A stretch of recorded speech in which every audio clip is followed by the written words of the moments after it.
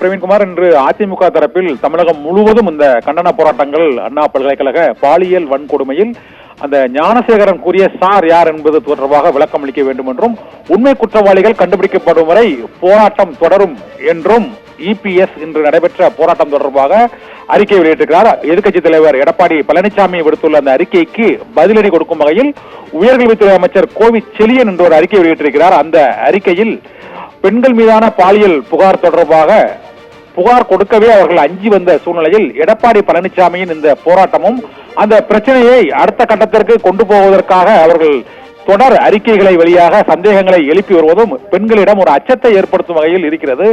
மகளிருக்கு அச்சத்தை ஏற்படுத்தும் வகையில் இபிஎஸ்ஸின் போராட்டம் இருக்கிறது, அவரது அறிக்கை இருக்கிறது. இதனையெல்லாம் மக்கள் பார்த்து கொண்டுதான் இருக்கிறார்கள் என்றும், இதனால் எந்த விதமான பலனும் விளையப் போவதில்லை என்றும், குற்றவாளிகள் கைது செய்யப்பட்டிருக்கிறார்கள், உரிய நடவடிக்கைகள் எடுக்கப்பட்டிருக்கிறது.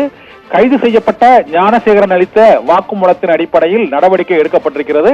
அந்த சார் யார் என்ற குற்றச்சாட்டுக்கும் பதில் அளிக்கப்பட்டு விட்டது என்றும், எஃப்ஐஆர் வெளியானது குறித்தும் விளக்கம் அளிக்கப்பட்டிருக்கிறது, வழக்கம் நிறைவடைந்திருக்கிறது என்றும் உயர்கல்வித்துறை அமைச்சர் கோவி செழியன் வெளியிட்டுள்ள அந்த அறிக்கையில் எடப்பாடி பழனிசாமிக்கு விளக்கம் அளித்திருக்கிறார். இன்று தமிழகம் முழுவதும் அதிமுகவினர் போராட்டம் நடத்தி வரக்கூடிய சூழ்நிலையில் அந்த ஞானசேகரன் வாக்குமூலத்தில் அளித்த அந்த குற்றவாளிகள் யார் யார் என்பது தொடர்பான விவரங்களை தெரிவிக்க வேண்டும் என்று எடப்பாடி பழனிசாமி இன்று விடுத்துள்ள அறிக்கைக்கு உயர்கல்வித்துறை அமைச்சர் கோவி செழியன் வெளியிட்டுள்ள அந்த பதிலடி அறிக்கையில் அனைத்து குற்றச்சாட்டுகளுக்கும் பதில் அளிக்கப்பட்டிருக்கிறது. தொடர்ந்து இது போன்ற செயல்பாடுகளில் ஈடுபட்டால் பெண்களுக்கு மிகுந்த அச்சுறுத்தல் ஏற்படும் என்றும், அவர்களுக்கு ஏற்படும் குற்றங்களை தடுப்பதற்கும் பாதுகாப்பு அளிப்பதற்கும் அனைத்து நடவடிக்கைகளும் எடுக்கப்பட்டு வருகிறது என்றும் எடப்பாடி பழனிசாமிக்கு பதிலளிக்கும் வகையில் அமைச்சர் கோவி செழியன் அந்த பதிலறிக்கையில் தெரிவித்திருக்கிறார். பிரவீன், அண்ணா பல்கலைக்கழக வளாகத்தில் மாணவிக்கு பாலியல் தொல்லை கொடுக்கப்பட்ட விவகாரம் தொடர்பாக எதிர்க்கட்சி தலைவர் எடப்பாடி பழனிசாமி வெளியிட்டிருக்கும் அறிக்கை என்பது பெண்களை அச்சுறுத்தும் வகையில் இருப்பதாக